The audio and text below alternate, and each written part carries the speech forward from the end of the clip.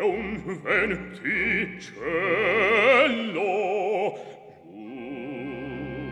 Lauretta, assai gentile, che insensibile sottile, leggermente dolcemente.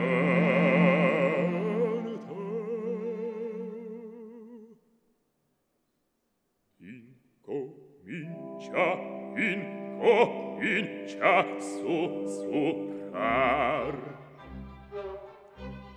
Piano, piano, terra, terra, sottovoce, sibilando, va scorrendo, va ronzando, va ronzando, nell'orecchie della gente s'introduce destramente, e le teste di cervelli, fa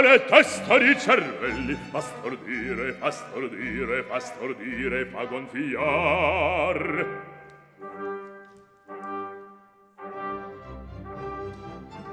Dalla bocca fuori uscendo, lo schiamazzo va crescendo, prende forza poco a poco, vola già di loco in loco, sembra il tono, la tempesta che nel sen della foresta va fischiando, brontolando e ti fa d'orror celar. Alla fin trabocca, scoppia, si propaga, si raddoppia e produce un'esplosione come un colpo di cannone,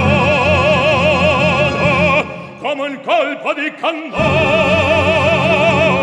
un tremoto temporale, un tumulto generale che fa l'aria rimbombar, un tremoto temporale, un tumulto generale che fa l'aria rimbombar.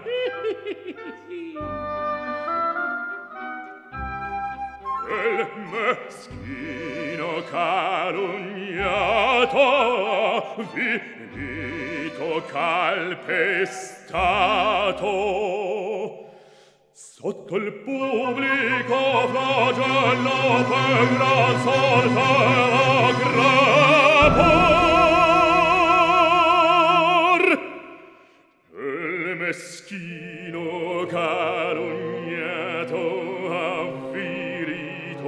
calpestato, sotto il pubblico flagello per gran sorte va a crepar. Sotto il pubblico flagello per gran sorte va a crepar. Sotto il pubblico flagello per gran sorte va a crepar. Si va a crepar, si va a crepar, si va a